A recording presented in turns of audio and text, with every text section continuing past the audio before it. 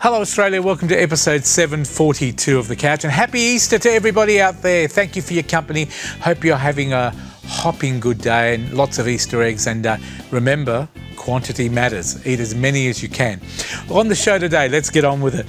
Dr. Jo Kostridge is back talking to Nisha Seth. What's on Perth with Belinda Cipriano. She's got the big events coming up here in Perth. Consumer protection is very big on The Couch. Our regular segment is back. We'll talk to them today with Nisha. Elucidate is a non-for-profit book story which we'll tell you about very soon with Jack and Hannah. And talking streaming with Paul Elvin. We'll tell you what's popular and I'll tell you what's not. That's The Couch. Stick around. Episode 742 starts now. It's showtime on the couch. It's showtime on the couch. You can see it from your house. You can see it from your house. It's showtime on the couch with Fred and the best in town. You can see it from your house. Yeah, it's showtime on the couch. Oh, oh, oh. I do love singing that song. After 23 years, it never gets boring. But we've only been singing it for 22, you say. But I've been singing it at home a lot. Nisha is back today and Dr. Kostridge is with her. And they're going to talk about how we can get healthier by doing some yoga. Over to you. Thank you so much, Fred. Yes, very important. It is Easter and we do get into the chocolates, but it's also important to focus on our health. Welcome back for 2023, Dr. Jo. Thank you, Nisha. Lovely to be with you and lovely to see you too, Fred. Now, today we're talking a little bit about, as we do, kind of the mixture of the physical and the psychological, and we're talking about some of the health benefits of yoga, but I'm sure we're going to extend out of that as well. Talk us through, what are we focusing on today? Look, interesting work. This can come out of Europe, looking at 80-year-olds, and particularly one of the issues for people as they get older is a term called frailty, which is, I suppose we can all recognise it when we see it, but it's difficult to accurately define. But essentially, it's not so much a slowing down, but it's a weakening. So that was one of the bigger risk factors for falls, and in turn, falls in an older age group, if that leads to particularly a broken hip, can be, it's not a great term to use, but it's almost like a terminal event, not like cancer is a terminal illness, but it unleashes a cascade of events that can precipitate or lead to death earlier than might otherwise have happened. So there is a lot of interest in what can one do to make it less likely that people fall, and there's a few aspects to that. One is the practicalities, and that includes things like handrails and the like. But yoga has been shown in this review, and they looked at 33 studies and over 2,500 people, and these are randomised trials, and showing that lower body strength and balance, and this should not come as a great surprise to anybody who's familiar with yoga, is increased in those people who are practising yoga. Now, immediately people might, well, how can you do that or start at 80? Some of it was actually chair-based, and there's a lot of mythology around yoga that says, you somehow have to turn yourself into a pretzel. No, you don't. And I'll put my hand up. I'm not the most flexible person going around when it comes to exercise. But years ago, myself and my daughter used to go up to one of the community halls up at Swanbourne, and the instructor up there said, it doesn't matter how far you bend or how far you twist. It's not how far you go. It's that you're doing it in the right direction. So the key is not, if you're trying to touch your toes, for example, whether you reach your toes or not is less important that you're bending forwards or in the other movements that you do. It's that you're doing it correctly technique. If you get a little way, good. If you get a long way, good. If you get halfway, good. It doesn't actually matter. It's doing it correctly that is the key. The other aspect with yoga also is that it harnesses the power of the breath, so you're coordinating your mind and your body. And typically after, in most instances, I know there are exceptions, we were talking about this before off air, Nisha, typically people come out of a yoga session more relaxed as well. And I think in the current environment, I think we can all use a bit of de-stressing as well. Absolutely. And you know what I like what you're saying there is there's a version of yoga for everybody. Letting go and being relaxed, it's really hard for a lot of people, right? So I think, Vikram yoga versus, Hatha yoga versus Ashangi, there's so many different yogas. So thinking about what you do and when you start, important. And look, there are studios, I think, obviously in all cities, and some of them will offer a variety of different classes. And that's very good because you can then find, well, what type of class tends to suit you best. There are, for example, the yin classes, which really focus very much on stretching. Yeah. And they can be very good. There's others that they call it flow into yin, and it's like a half the session is more the flow yoga. I'm not sure if it's vinyasa, but it's one of those variants, and then goes to the yin. You mentioned the Bikram yoga. That's in a room that's 38 degrees, and that's not everybody's cup of tea. Look, it does suit some people, and it has its devotees. Yes. Look, I did it for a little while, and to me personally, I didn't mind the heat, but the movements were always the same. I just found that a bit boring. Not that I mastered it, but so it is. Look, very much for people. Number one, you know, it's something that's worth trying. No form of exercise is for everybody. But number two, you may need to experiment with different classes and different styles to see what may be most suitable for you. But to pull it back to where we started, in any age group, and certainly in an older age group, exercises that strengthen the core and build up strength are quite important. Because cardiovascular fitness is one thing, and that's a critical aspect of good health. But what gets overlooked can be balance, to a degree, flexibility and strength training as well. And they're all important components. Do you think as well with yoga, starting at any age can build someone's confidence by building momentum? So if they do a bit of yoga, then they might go for a bit of a walk, you know, like because it helps with the psychology as well? Look, absolutely. It can be an entry point. And, you know, as with a lot of classes that are run, and this includes, you know, the spin classes, a whole variety of different exercises, you can always start at the entry level. Yes. You know, and typically the yoga studios, look, it's obviously in their business interests, and fair enough too, to encourage people who might not have done it much before or might not have ever done it at all to come in and see what it's like. And they're always very receptive to saying to people, look, you need to go at your own pace. If you need a break, take a break. Yes. You know, if you've got any questions, you know, come up after the session. And I think you learn not to compare with other people as well. Like I've done yoga for years, but my mum recently got re-engaged and she was comfortable with a person. She's obviously older.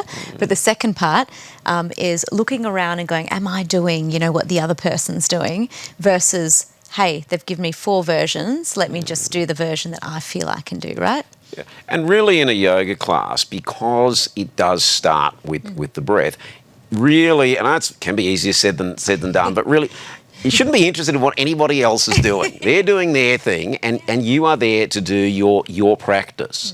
And, you know, the teachers will say, this is your practice of yoga. It's your practice. It's not anybody else's. And really, if you are focusing on your breathing and you're focusing on your movements, then it doesn't really matter who's next to you, who's opposite you.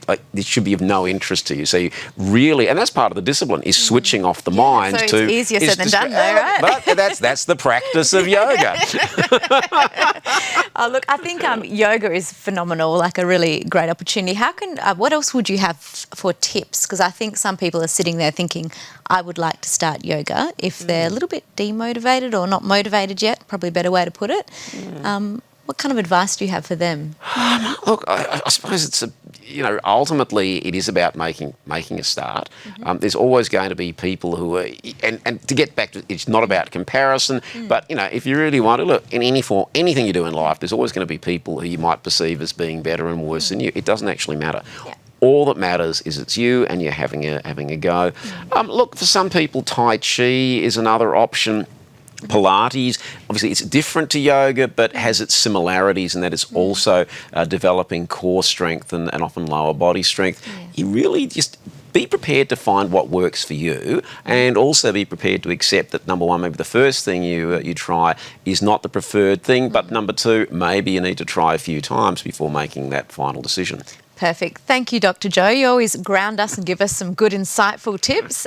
Where can we find out more about you if anyone wants to make contact with you? People can go onto the website at www.drjoetoday.com. Okay, beautiful. Well, we'll look forward to having you on the season all through 23, I'm sure. But of course, if you've missed anything there, you can go to thecouch.com.au or our Facebook page as well. But thank you so much again, Dr. Joe. Pleasure as always, Nisha. Back to you, Fred. Thank you, Nisha. I'm looking forward to Dr. Joe coming in and maybe doing some yoga with us. I've got my leotards under the desk. You think we should be doing some downward dog here, Fred? Well, I reckon I'm up for anything these days. Anything that goes down will be good these days. I don't eat much. But can you eat while you do yoga, or is it one of those things? No, that would not be a good idea. I mean, you shouldn't probably eat while you're doing a spin class or an aerobics class. Anybody does that Probably anymore. not the right look. And if I suppose if you're bench pressing, then you probably want to be focusing on the weights, not your packet I of agree. food. I was just a friend of mine asked. Thank you to Dr. Joe. Look forward to having him. See, Nisha, I told you I'd ask for you. Music time. The Basilio brothers are back on the couch today, and they also want to know when, and they call it Quando, Quando, Quando. Here they are, the Basilios.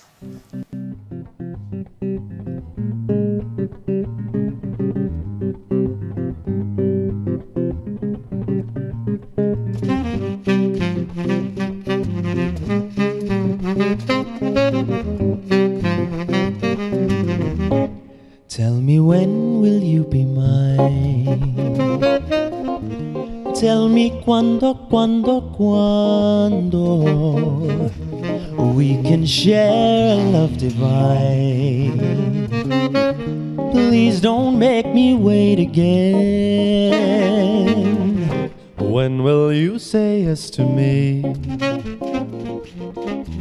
Tell me cuando, cuando, cuando you mean happiness to me. Oh, my darling, tell me when. Every moment's a day. Every day seems a lifetime. Let me show you the way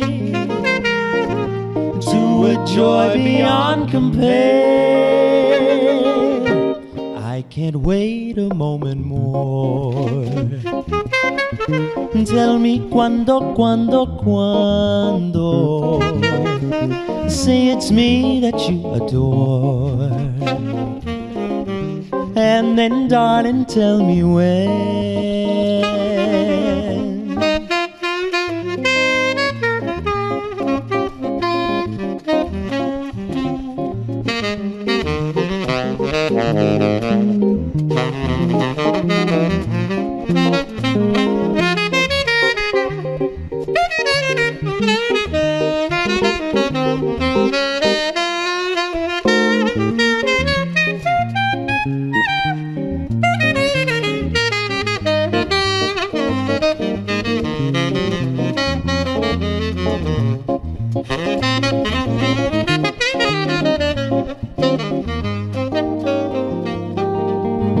Every moment's a day.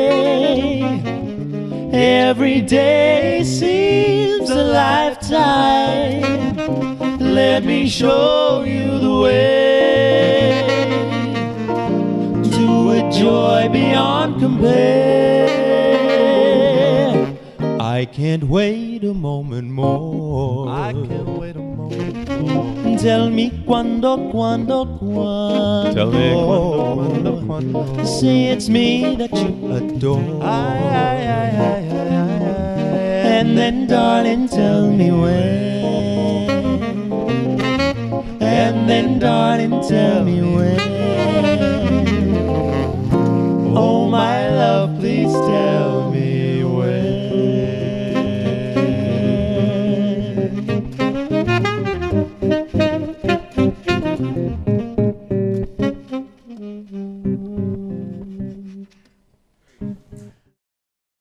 Wonderful, wonderful performers, the Basilio brothers. Thank you very much, boys. We'll be back at the end of the show with another song as well. Talking Portuguese, as they are, is Belinda Cipriano, but she's not actually speaking Portuguese today. No. How do you say Happy New Year in Portuguese? Feliz Ano Novo. Feliz Ano, is that Happy Year? Happy New Year. Feliz 'Cause Ano Novo. we say, it's Feliz, that one there, you know that song? Yes. Feliz Navidad. Yeah, that's Merry That one. Christmas, yes. Yeah, no, these are my Feliz countrymen, Ano. the Basilios. They are They are wonderful, from the aren't same they? village as my parents. And Really? Yeah. There From you Madalena go. de Mar, I'll give them a bit of a spruik. And you're not a bit of a singer or anything, are you? I'll just wait until later. We've got a few What's Ons coming on, and there's a little bit of a song I think we might sing together, as we always do. Fred. And I do believe your parents have been indulging in the homemade wine today So too. I stomped the grapes today, Yep, old yep. school style. Yes. So Dad's 83 I now. love that you keep with the tradition. Of My parents course. are both gone, so I miss I the know. tomato sauce and the sausages All and of the that, wine. yeah. But I'm so glad you keep doing it. Of course, Maybe it's next so time you important. come in, bring in some photos. Oh my goodness! Do you We know what can I'll talk do? tradition. I'll bring you in a bottle of my dad's vino. We'll bring in How's your that? dad. And we can do a taste test on that. Beautiful. Sounds good. I'll put All you right at the end of the show. Now, today, you've got a whole heap of events. There's I lots do. of events happening. Are we going to start with this one here? Is it Cocktail on the Terrace? Yeah, so speaking of drinks, Cocktails on the Terrace is coming to Hadika, Yep. which is one of my favourite places to go to enjoy a drink and some food. So on April 8, so Easter Saturday, Yep. they will be holding an Easter-inspired menu. So 2 hours from 2 p.m, you can enjoy an excellent, I know I'm corny, No excellent pun intended cocktails and nibbles, and refreshing spritz and chocky treats, I obviously. tell you, spritz have become so popular Aren't in they? this country. Don't you love a When I spritz? went to Greece, spritz were everywhere. Yeah. And for those people, it's the orange drink, isn't Yeah, it? With Aperol with some Prosecco, Prosecco. and some Very sparkling popular. water. And it is nice. There's a restaurant in Mount Very- Hawthorn called Spritz. Spritzakeria. And they do a beautiful Yeah, spritz they're there. very Anyway. good. They're the home of the Spritzer in Perth, that's for Wonderful. sure. So you can enjoy that for 2 hours, and you can also make your own Easter-inspired cocktail. $65 this is for 2 hours. I think it's Not very bad. well worth it. Very I cheap. love the food at Hadika, and their cocktails are even better. So you can enjoy a Turkish Delight or a Hadika Swizzle. I've been saying Hadika. sizzle. Yeah, Sizzle. yeah. I've been saying that sizzle. It's the swizzle. $65 plus booking fee. So that is Fantastic. during Easter Saturday. That'll Jurassic book out. Kingdom at Burswood Park on April the 7th. Yeah, school holidays are in full swing. So Jurassic Kingdom at Burswood Park from April 7 to April 25. Yeah, it's the first prehistoric theme park in Perth. Now, there'll be 20 life-size dinosaurs roaming around. I don't know if they're roaming around, but they'll be there. They'll be... Kids will love it. Oh, they will. They'll absolutely love it. There'll be carnival rides, food stalls, and an education zone where you can learn all about these prehistoric creatures. Tickets are only $15. $15. So where are you going to take your kids during school holidays? Jurassic Well, Kingdom. I reckon Burswood Yeah, Park will be the exactly. place. 7 to the 25th. Don't miss it. It's Exactly. going to be great fun. Hoppin' Kids Easter Dance on Monday, April the 10th. So Easter Monday, another place to take the kids during the school holidays. So pop on out to Belmont's High Voltage Entertainment Play Centre. There'll be an Easter egg hunt, food, drinks, disco, obviously, yummy treats, all of that sort of stuff. A best dressed costume prize for both parents and the children. Not and bad. and there'll also be a special visit by the Easter Bunny.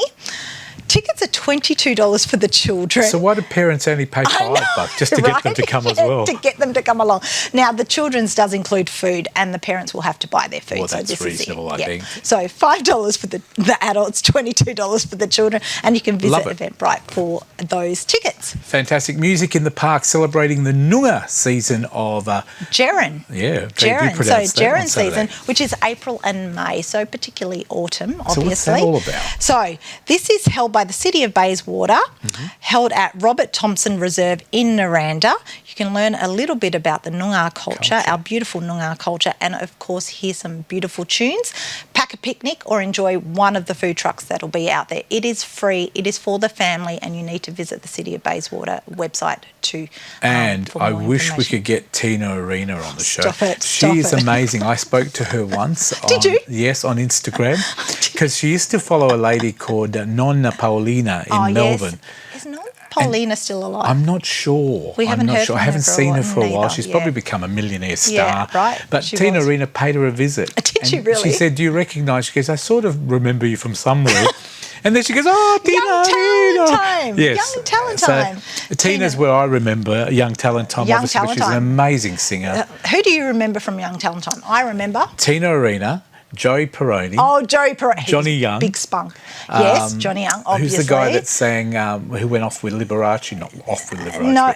but, Jamie something? Yes, there was. Redford? Yes, that's it, Jamie Redford. And then there was also, obviously, Danny Minogue as well. Danny, and there was a lady called Karen Knowles. Karen Knowles, she was beautiful too. There was a whole heap of them. Oh, they were superstars. Bevan Adensall, there's so many I was going to say Bevan, yeah. I was obsessed with Young Talent Time, wanted to be. I went in there. I actually went to the Johnny Young Talent School, and I only What, to lasted. perform? Yeah, no, I was one of the students for 6 weeks, and I thought, stuff this going up and down stairs, and the dancing killed me, so I gave it up.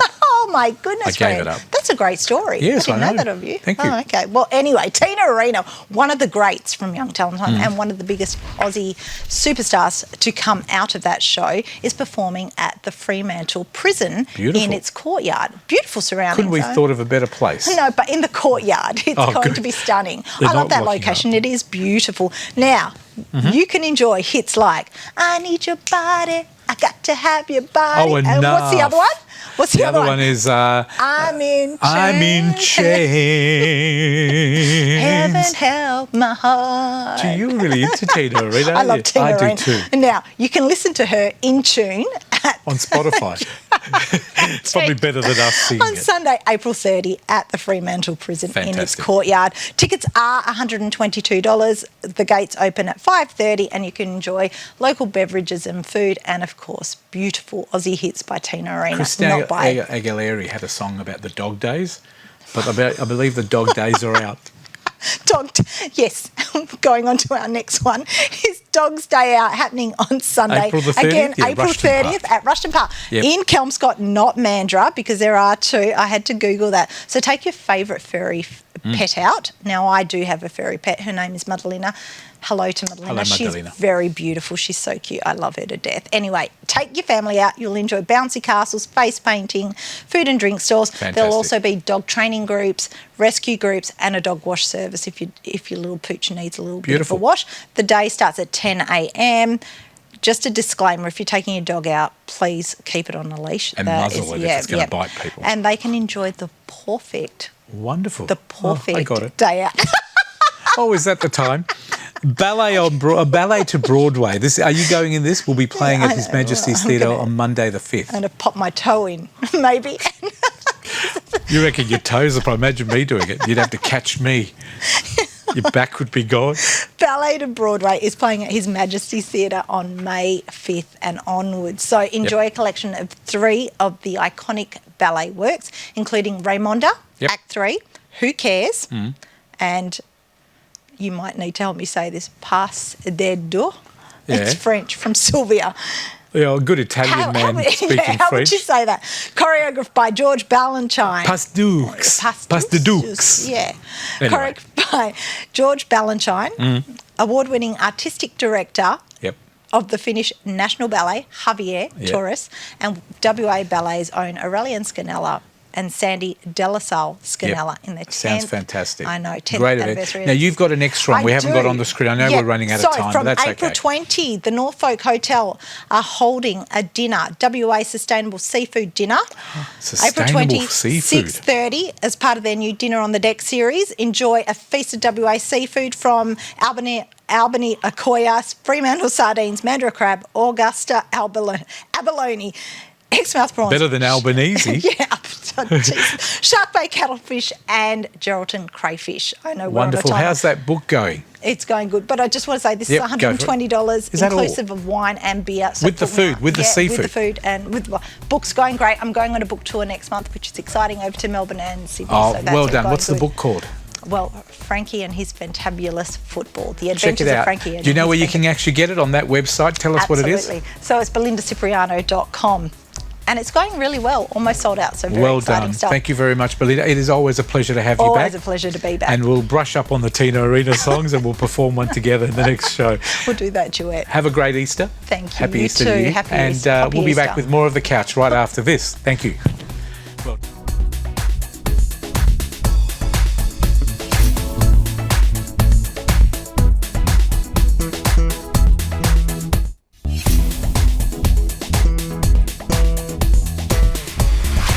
Well, Welcome back to the couch on this Easter Sunday. I hope you're having a wonderful weekend. Enjoy it with your families. Consumer protection is pretty important to look after us here all in WA. Gary used to be the commissioner. He used to come in every month. Now we've got Trish, but we've also got a fantastic team that works at the Department of Consumer Protection. Today we're going to introduce you to John McMaster. He's a Principal Conciliation Officer talking to Nisha. Over to you. Wonderful. Thank you so much, Fred, and welcome to the couch, John. Thank you, Nisha. Very excited to be here. In your role as Principal Conciliation Officer, you would have a great opportunity to get across all campaigns that are happening at Consumer Protection. And one that's close to our hearts, and Gary came on and spoke a little bit about pets and scams that take place. But today we're talking about pet buying campaign that you're starting there. So tell us what some of the issues are, because we're furry and cute and cuddly and we love our pets, but what are some of the issues? Absolutely. So during COVID, there were a lot of people buying pets because they were spending more time at home. So as a result, that meant more issues and more businesses taking advantage of that situation. So in the past 3 years, we've received over 186 complaints about pets, and they involve a wide variety of issues, including things like buying a pet that has serious health problems, or even where it doesn't match the description of what was sold. So, you know, the old case of a Chihuahua that's actually a Doberman kind of story. Right, that's quite a difference, isn't it? Yeah, yes, goodness. it is.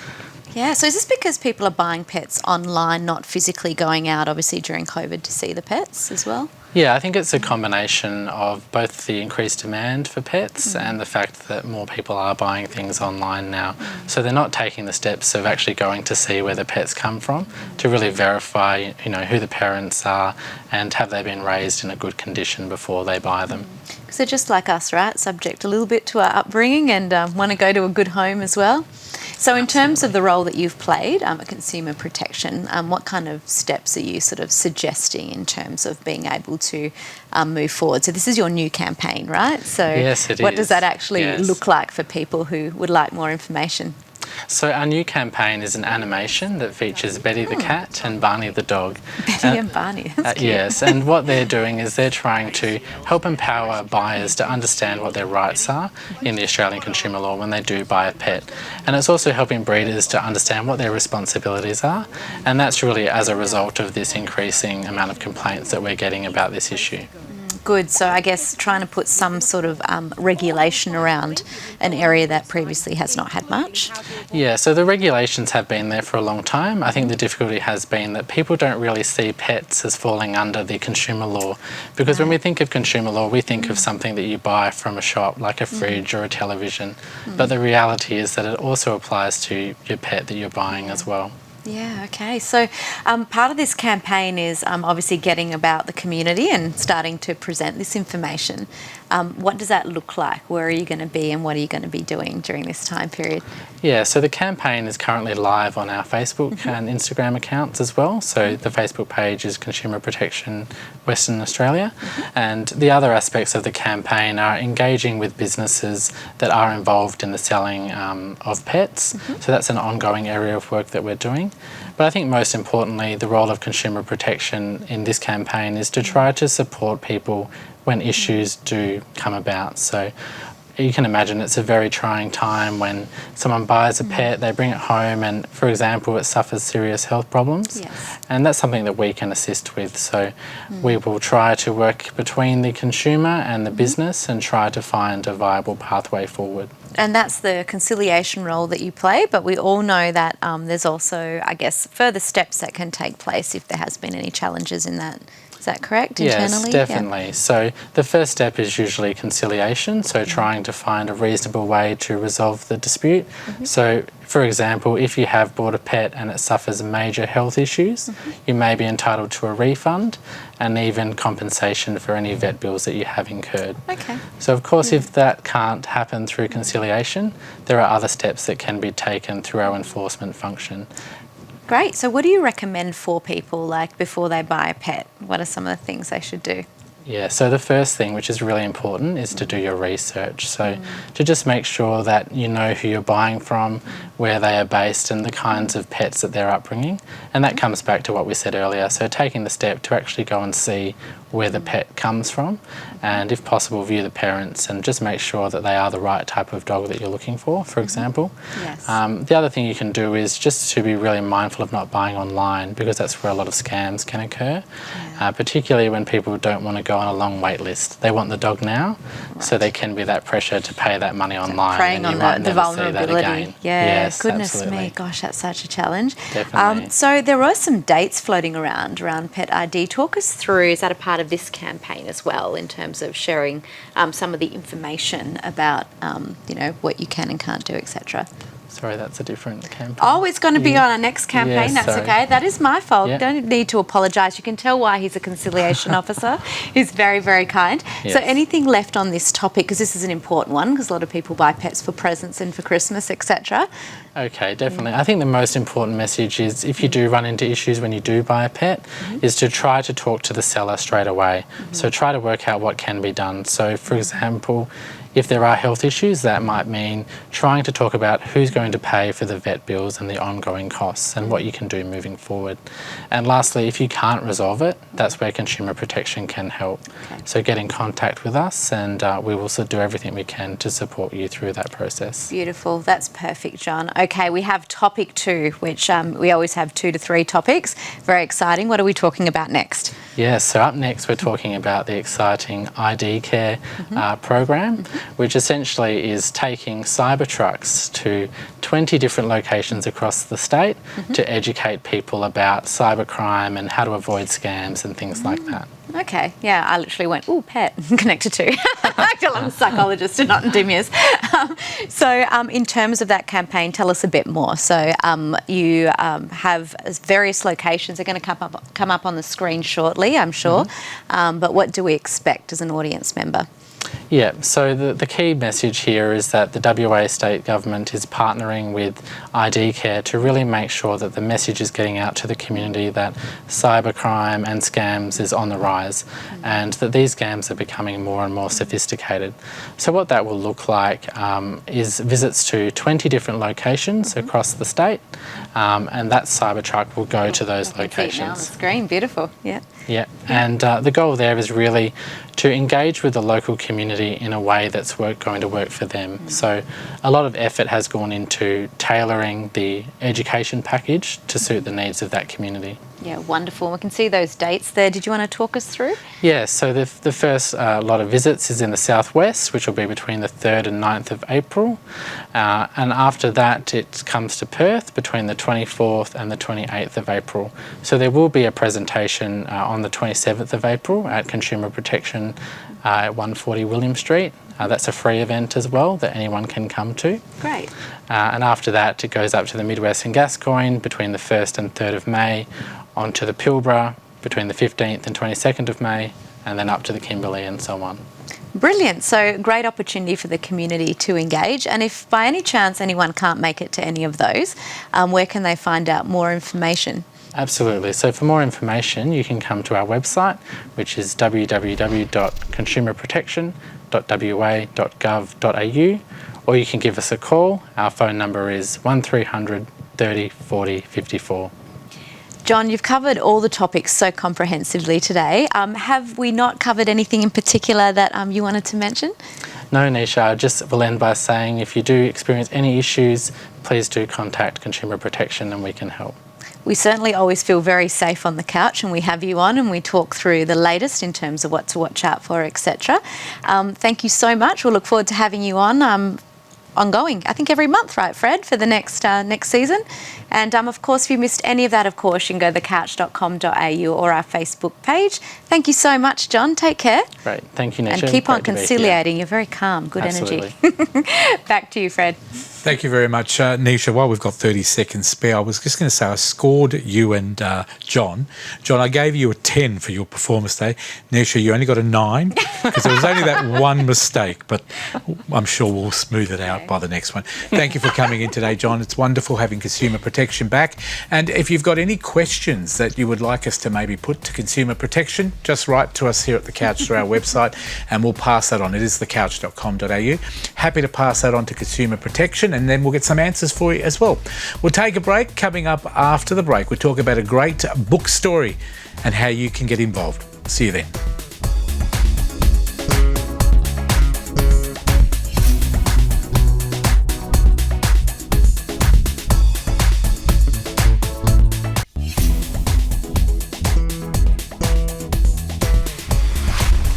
Welcome back to The Couch. We had Jack on last year. You'll probably know him from Thrive. And this year, they've amalgamated with another company and they're calling it a wonderful name, Elucidate. Let's find out the people behind Elucidate. We've got Jack as well, Jack Anderson. You're the co-founder. Welcome back. Thanks for having me on, Fred. And we've also got Hannah Knight, who's the Chief Product Officer. Welcome, Hannah, for your first appearance. Yeah, thank you so much. Nice to have you both here. Jack, tell us a little bit about Elucidate and what's happened with the amalgamation. Yeah, of course. So over the last 2 years, we used to exist as ThriveEd. And as context for anyone that hasn't heard of ThriveEd, so ThriveEd is a non-for-profit student run. We're all university students. And what we do is we author Year 12 textbooks.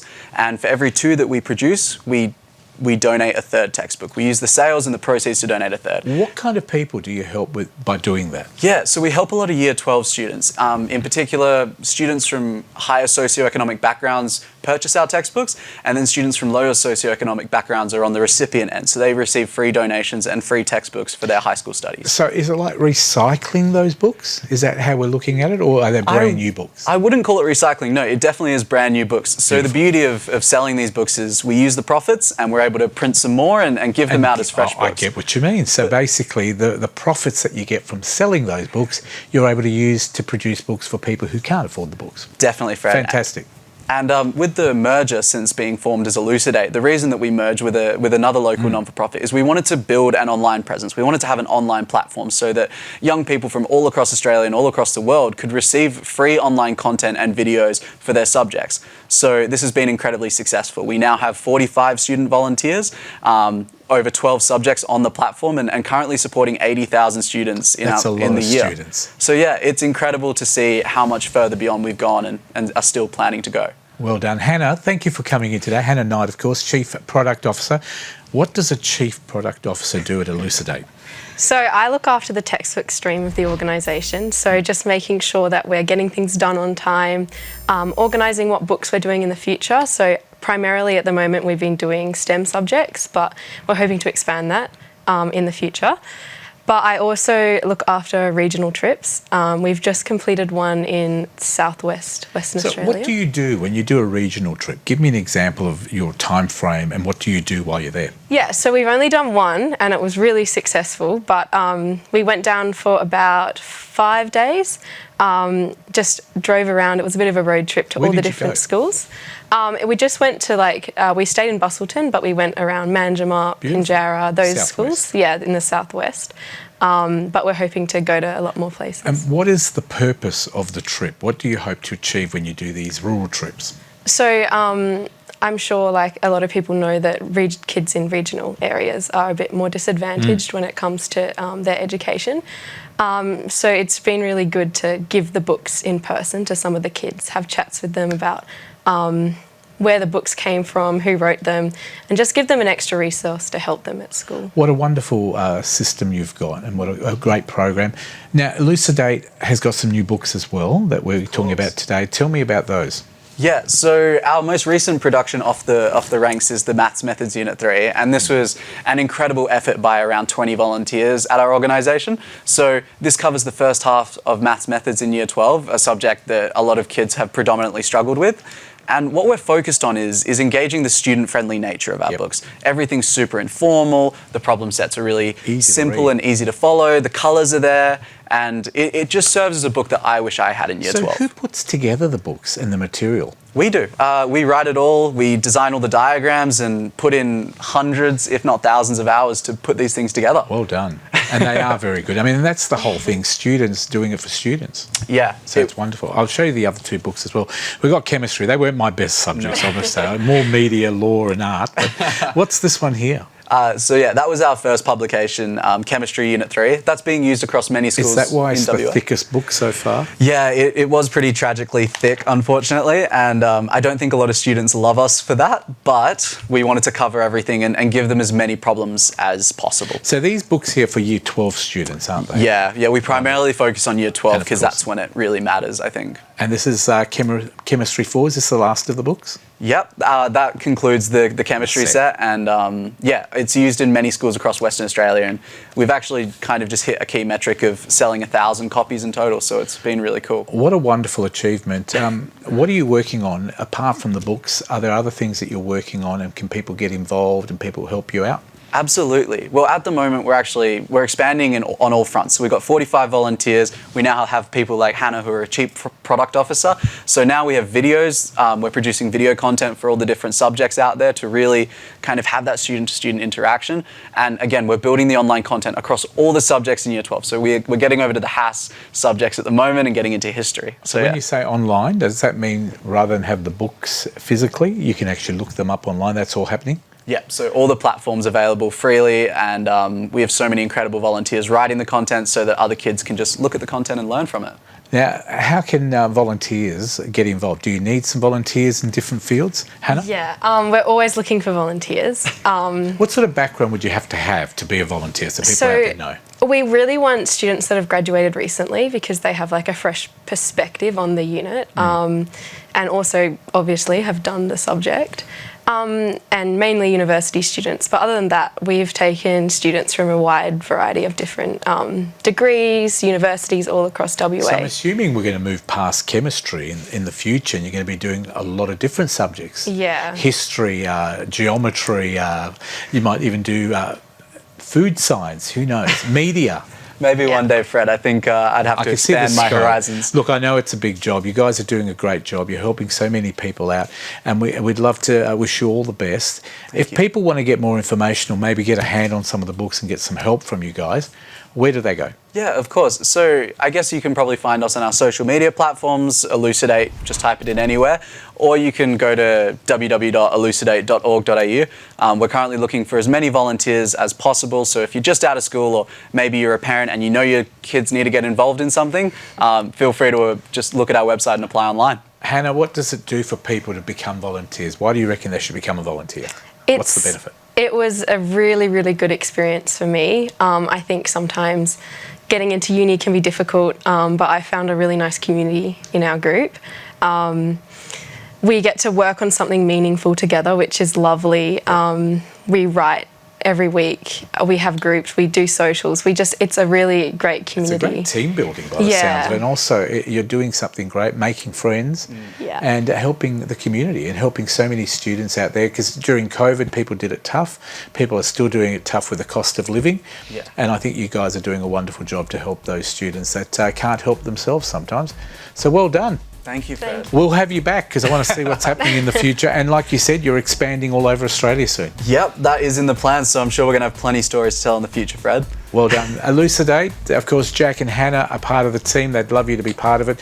Check them out on their website, of course. We had it up on screen. Check out ours at thecouch.com.au for more details. Thank you again for being with The Couch.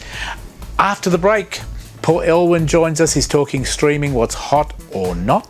We'll do that after this. Thank you.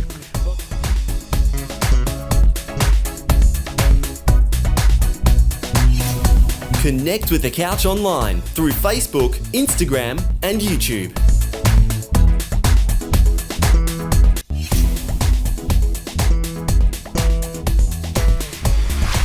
Welcome back and happy Easter once again on this beautiful Easter Sunday. Let's welcome Paul Elwin to The Couch. Hey, Fred. Welcome. Happy Easter. Thank you. Happy Easter as well. Yes. Now, Paul, we're looking at what's streaming, and there's lots there. You've got 7 there's of so them. many to have while you're eating your chalky eggs. Well, thank you for asking me to eat my egg.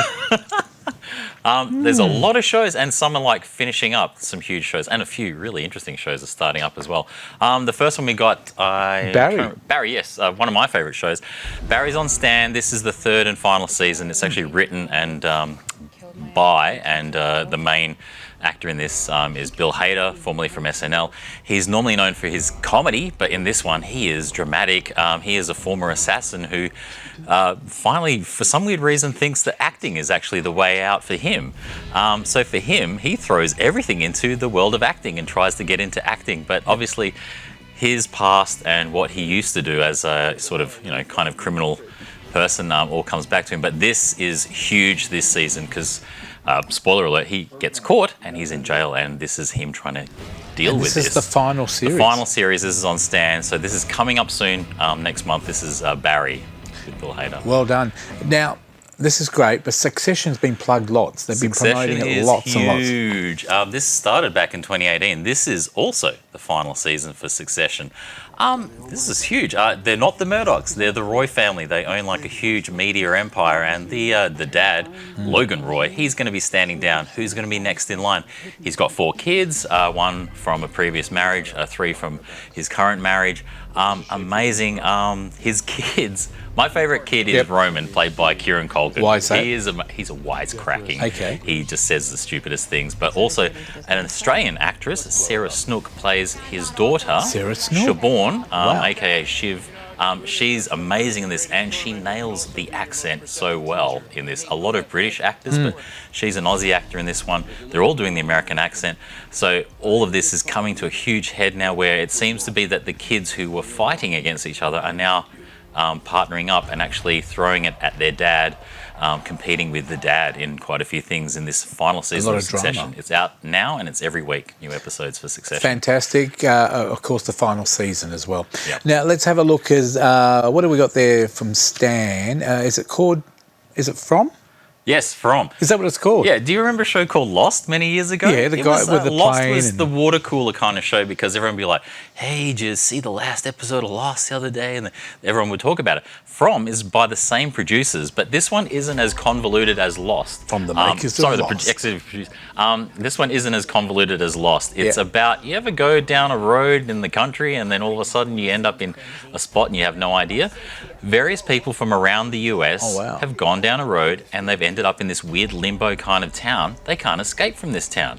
Every night there's some weird creatures that come out and they have to hide from them every night. So it's kind of a bit of a nightmare. See, I like the premise. I think Very that sounds horror. good. But the sheriff of the town, who's had this sort of weird job thrust upon him to try and keep everyone from going crazy, every time there's new visitors in town, they'll never leave. So what do you do? So you can't leave. You So can't what leave the happens town. to those people? So new people that come in, he just goes, by the way, there's creatures here and you can never leave the town. And they're going, what?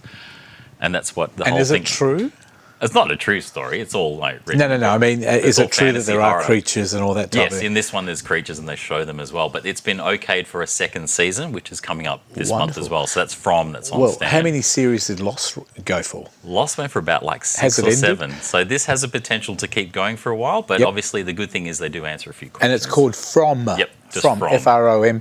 And it's on It's on Stan, Stan, second season. Now, Rabbit Hole on Paramount. Rabbit Hole, fans of 24. We've got like some action and espionage in this one. So who do you bring out? You bring out good old Kiefer Sutherland. He's in this. This is on Paramount Plus for 8 episodes every week. He's not Jack Bauer now. He's called John Weir, and he is a former espionage agent who deals with corporate espionage. And then all of a sudden, he's delved into an interesting case that's kind of gone down a rabbit hole of sorts. And all of a sudden, the people that are involved in it have actually framed him for murder, and he's on the run. So similar to 24, how he's always on the run, but he's not a government agent this time, and he's actually dealing with a lot of issues where who to trust and who does he have to see, who does he have to, deal with to try and clear his name, but also reveal what's going on with this huge corporate sort of espionage case that he's dealing on. Pretty interesting, a bit of action in there, but it's great to see Kiefer Sutherland just really getting into these kind of cool, action roles that he I have to does. say as well, before we go to the next one, Stan and Binge and all these streaming services have produced so much television in the last 5 years compared to the normal, free-to-air channels and organisations. It's tricky because they have the budgets, but I think now, especially in the last year, they've actually been able to get the writers and the great put actors. the shows on. I think Netflix is probably one of those criminals where they'll put one a season and everyone's like a bit apprehensive as to where it's going to go or if they're going to okay it.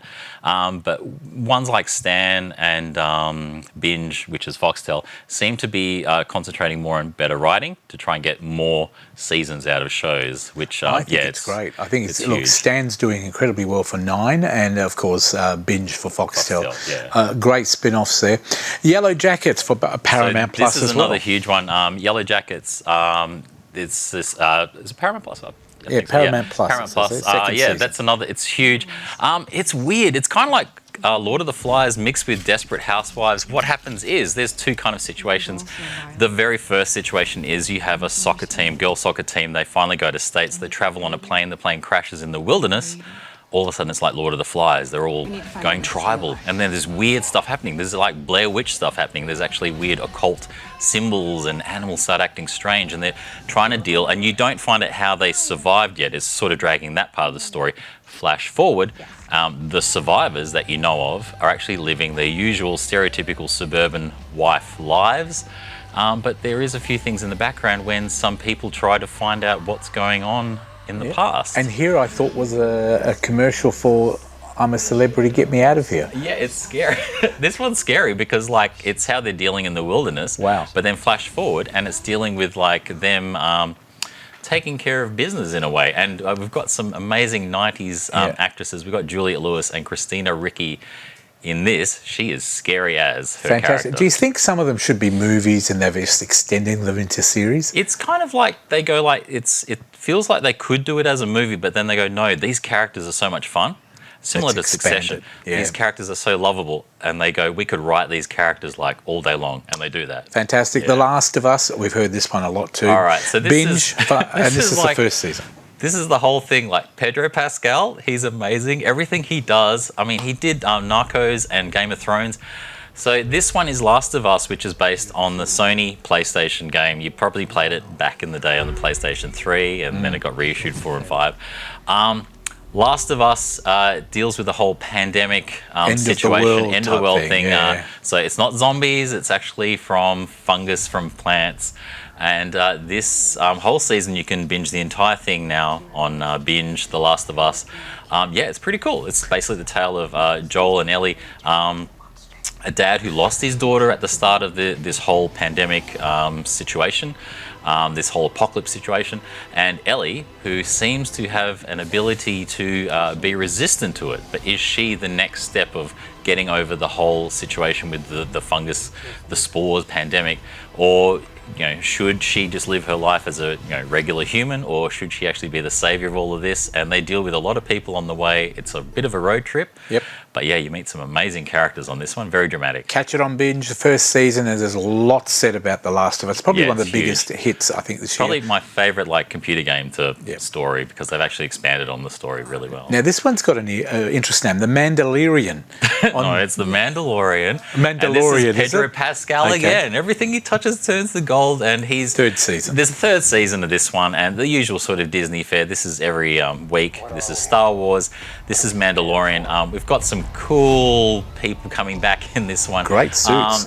It's an awesome suit. So if you like the Mandalorian suit or the sort of Boba Fett suit, guess what? You get to see about 20 or 30 of them, because he actually travels back to the sort of original planet Sort of of Mandalore. like Buck Rogers, isn't it? In the 21st century. Do you remember Buck Rogers? Yeah, it's like that. It's huge. Just a bit more modern. Speaking of which, the lady who played Bucky in the revamp of Battlestar Galactica, she's in this as Bo-Katan. Okay. Amazing character. Fantastic. Really cool. You'll catch this on Disney Plus, third every week. season. Yeah. Now, Paul's pick is something new we've added.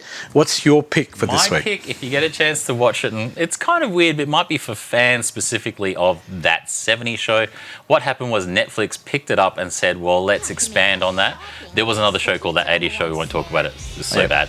So this one is That 90s Show. What they've done is they've taken That 70s Show and they said, let's put everything in That 70s Show, all of the same characters, 90s. except for Hyde, because something happened.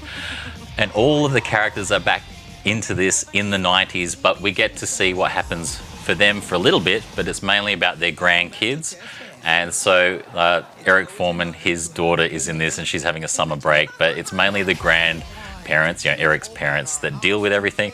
But also you get to meet Ashton Kutcher and Mila Kunis's kid in this one. But you also get to see Fez in this one and a few other guests. So Ashton Kutcher's not in this? He's actually in this for 1 or 2 episodes. And he's hilarious. He's really good in this. Very good. Yeah, it's pretty cool. So if you like that 70s show or you just want to see something very, funny and comedic, I would probably recommend you watch a few episodes of that 70s show. But this is the 90s show. All of the episodes are on Netflix. It's a lot of fun. Well done. That's the 90s show, Netflix, season 1. Thank you, Paul. Now, I want to tell people about my favourite shows coming back on Binge and also on Fox Showcase. It's called Love Me. It's an Australian show. It won heaps of Logies last year.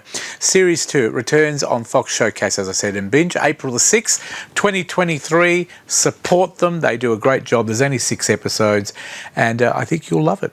There you go. That's it. Yep. Thank you, Paul. Thanks, Ray. Thanks. Time to wrap up the show. Hope you have a wonderful Easter break, everybody. Drive carefully. Don't drink too much.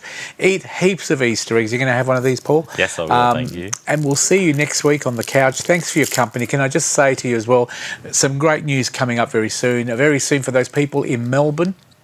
The couch will be on C31 and in Adelaide on Channel 44, as well as Foxtel as well. You'll see us everywhere, all around Australia. So thank you very much. We'll give you more information when it all happens. I'll leave you today with the Basilio Brothers, of course, with a great song.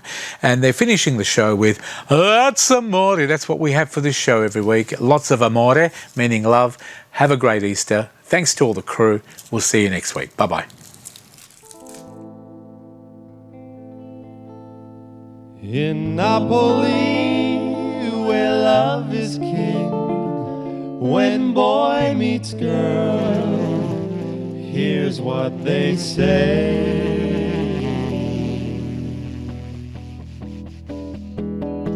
When the moon hits your eye like a big pizza pie, that's amore. When the world seems to shine like you've had too much wine, that's amore. Bells will ring, ting-a-ling-a-ling, ting-a-ling-a-ling, and we'll sing a Vita Bella. Hearts will play tippy-tippy-tay, tippy-tippy-tay, like a gay tarantella. Lucky fella. When the stars make you drool, just like pasta fazool, that's amore.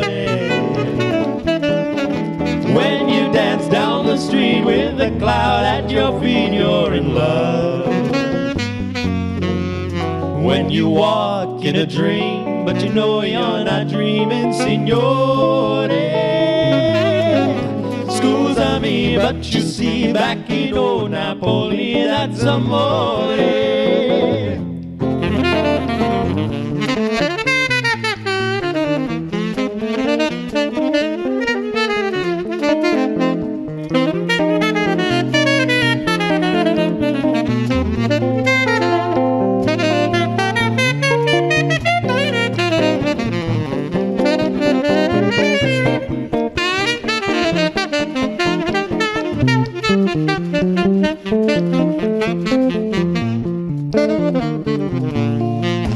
When the moon hits your eye like a big pizza pie, that's amore. When the world seems to shine like you've had too much wine, that's amore. Bells will ring, ting-a-ling-a-ling, ting-a-ling-a-ling, and we'll sing a Vita Bella. Hearts will play tippy-tippy-tay, tippy-tippy-tay, like a gay tarantella. Lucky fella. When the stars make you drool, just like pasta fazool, that's amore. When you dance down the street with a cloud at your feet, you're in love. When you walk in a dream, but you know you're not dreaming, signore. Scusami, but you see, back in old Napoli, that's amore. Scusami, but you see, back in old Napoli, that's amore.